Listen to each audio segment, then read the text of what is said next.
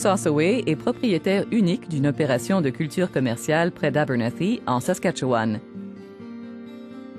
Par un jour d'été semblable à bien d'autres, Bruce est allé déterrer des pierres dans son champ. Il ne se doutait pas de l'épreuve de 66 heures qu'il allait endurer.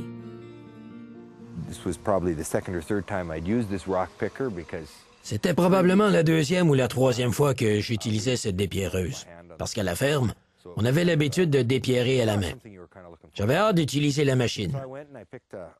J'avais ramassé quelques chargements de pierres, je les ai déversés, et je commençais mon troisième chargement quand soudain, la machine s'est mise en mode transport et est restée bloquée là.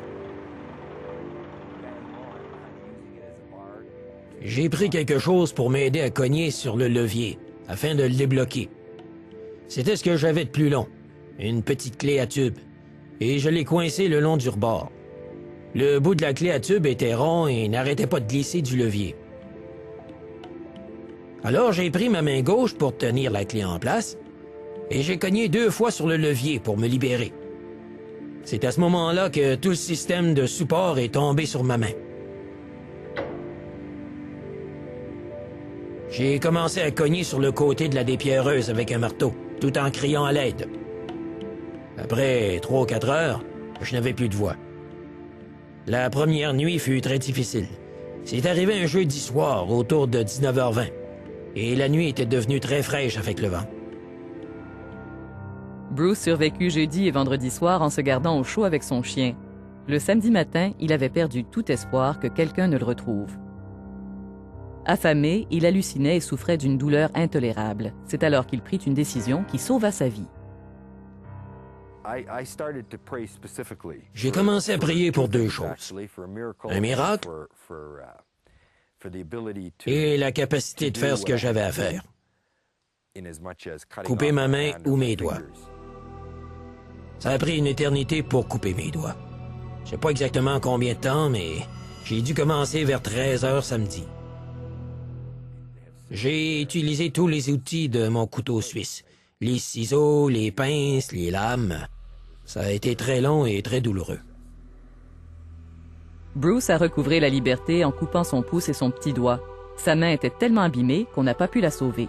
Elle fut amputée peu après son arrivée à l'hôpital.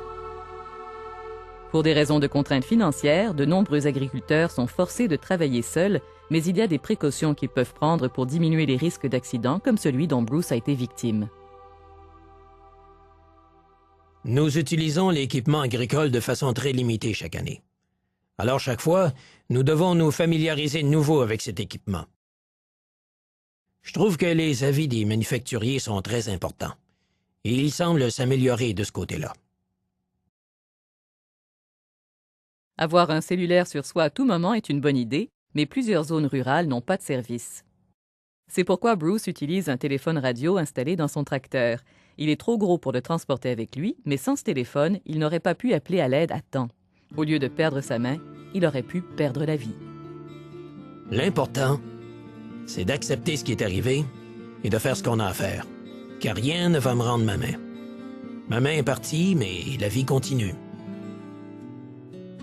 Pour de plus amples renseignements sur l'histoire de Bruce, visitez le www.cfa-fca.ca et rappelez-vous que la sécurité à la ferme signifie sécurité d'exploitation.